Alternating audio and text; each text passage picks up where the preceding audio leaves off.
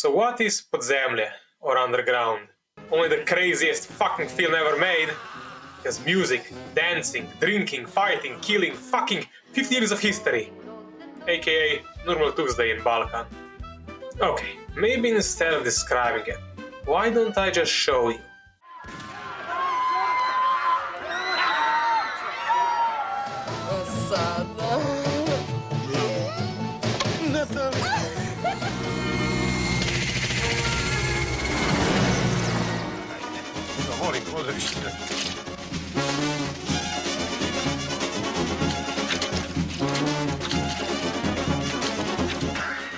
Yeah, I think now that you have a basic idea, we can start. Well, not before I tell you to go watch the film if you haven't already, because from this point on, there will be some spoilers. Not that that really matters, because you almost can't have this film spoiled. You have to experience it for yourself. Anyway, let's go. Let's just go over a brief plot summary.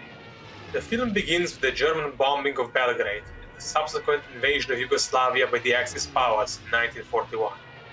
It then follows our two main protagonists, Marko and Crni, aka Blackie, who fight and scheme against the occupying Germans and also against each other, as they are both involved in a sort of a love triangle with Natalia, a theater actress. Eventually Marko tricks Blackie and others to hide in his underground bunker, hence the name of the film, and they do so, even long after the war has ended, allowing Marko to have Natalia all to himself as he advances his way up the Yugoslav social ladder, becoming an important arms dealer. We then move forward through the decades, encompassing the Cold War, a time in which Blackie along with his son finally escapes the bunker, and then into the Yugoslav wars of the 90s, where Blackie and Marko are briefly reunited before their deaths. But you don't watch this film for the plot. You watch and listen to it for the absolute creative insanity it has to offer. Remember before when I said that the film starts with the bombing of Belgrade? Well, it actually starts with our two main characters coming home from a drunken night out and being followed by an entire brass orchestra. This ever-present, almost ethereal orchestra follows them throughout the entire film, and it sets the tone for all the insanity to come. What insanity it is! The tempo of the film never stops. We effortlessly fly through incredible scene after incredible scene. Comedy, action, emotion, amazing set piece after amazing set piece. Let me just show you a few of my favorites. The bombing of the zoo at the start of the film. So as I said before, the Germans bomb Belgrade, and that includes the city zoo. All the animals running around panicked, amid the rubble and the fire. A goose fighting with a tiger, and Ivan trying desperately to rescue the little baby chimp Sonny. Let's also take a quick look at what our protagonists are doing during the bombing.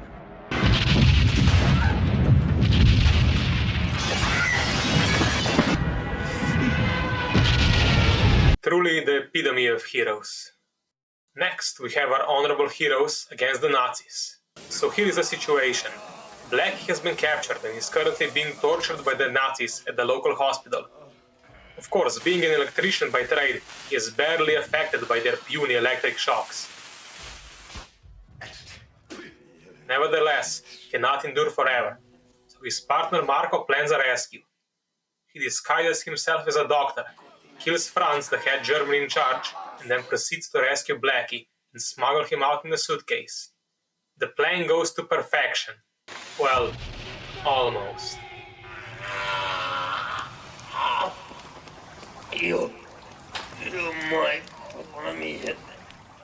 Next up, we have a set piece from the titular underground bunker. A beautiful wedding.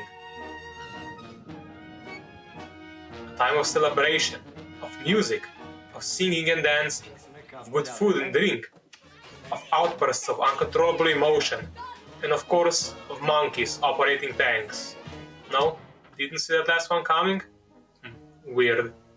Well, after Sonny the chimp blows open a hole in the bunker, Blackie and his son can finally escape and carry on the good fight. After all, they believe that the Second World War is still going on. Above ground, they stumble across the shooting of a film based on Marko and Crni's own exaggerated exploits during the war. I think you can probably figure out how this is going to end. Živela komunistička partija Jugoslavije!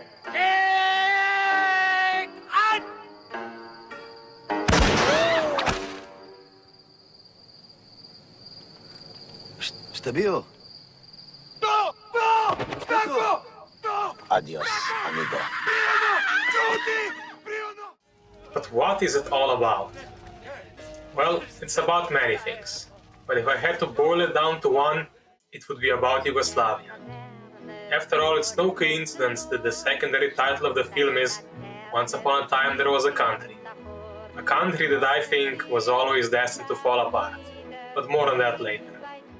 Throughout the film, there are plenty of parts when real documentary footage is used and incorporated with the rest of the film. A sort of a calm side of reality, compared to the film's crazy, absurdist version of it. But whatever version of it, I think Underground is trying to present the reality of Yugoslavia. Or at least the reality according to the director of the film. It is no secret, and also incredibly obvious just from watching the film, that its director Emir Kusturica holds a very fond and nostalgic view of Yugoslavia, a country where he was born and spent the majority of his life living in. Now I could talk a long time about Kusturica and his, let's be really kind here, many weird views in the world, but I would rather focus more on the film itself. However, if you want to read more about this crazy psychotic character, I would suggest you to do so. Now, let's get back on track. So, Yugoslavia, its peoples, its past, and non-existent future. Jesus, where to even start with this? I suppose with a quick history lesson that begins in the year 1918, when the Kingdom of Serbs, Croats and Slovenes, which would later be called Yugoslavia, was established. And in its 74-year history, there were assassinations, a dictatorship, revolts, a shooting in the parliament, wars against other nations, wars of independence within the nation, mass killings, and all the usual Balkan affairs. And in the film, we see an exaggerated version of this.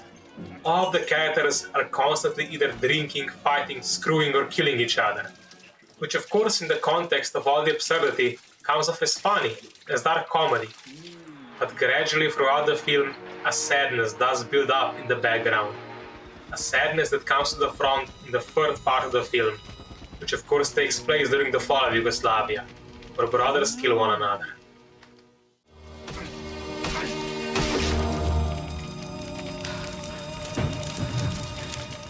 After the death of the unifying force that was Tito, it became obvious that sooner or later Yugoslavia would fall apart. And at the start of the 1990s, the collapse and the wars of independence began. And it is in 1992, at the height of the conflict, where the last act of Underground takes place. The absurdist illusion of the underground bunker having faded, our characters are faced with the brutal reality of it all. Ivan, wandering this to him new, strange and foreign world. Marko, his brother, now fully consumed by his egotistical and greedy arms-dealing trade.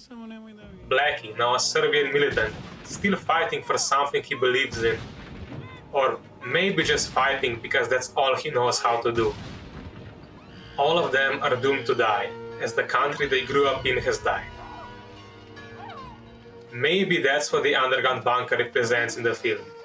A place trapped in time, trapped in a dream, an illusion. A beautiful, insane, absurdist reality that cannot last, that is doomed to be broken and destroyed. Because, as I said earlier, I think Yugoslavia was always destined to fall apart. There are simply too many differences among its peoples. Here I will echo the words of Slovenian writer Ivan Cankar, who already in 1915 said, "By blood we are brothers, by language, at the very least cousins. But by culture, owing to centuries of separation, we are foreign to each other." Whether it is because of outside circumstances or our own nature, the dream can never become reality. And as the bunker walls crumble, suddenly there is nothing left to protect us from ourselves. We see that the enemy has been vanquished, and now we must find a new one, in amongst ourselves. Do you ever think that you might actually come face to face with someone that you've had a drink with in the village who's a local Slovenian? Well, I don't want to even think about it. You see, my brother-in-law lives around here, and I don't want to even think about seeing him with a gun pointing at me. I mean, it's a nightmare. It's a nightmare. Whether it is because of hope for a better future or because of regret and longing for the past, we shall all die.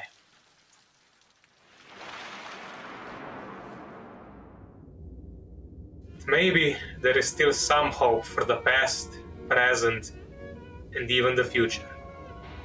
Because as dark and fucked up as the final part of Underground is, at the very end, we are once again given some much needed levity. We are once again shown the dream, the illusion, the fantasy.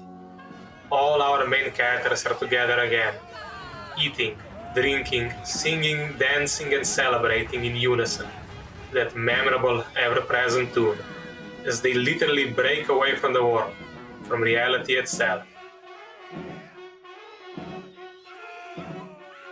After all, how do you make a film and tell the story of a country that went through so much in its brief existence? How do you present all the war, the atrocities, the stupidity, the defiance, and the passion of an entire nation? You make the most insane, over-the-top film ever made.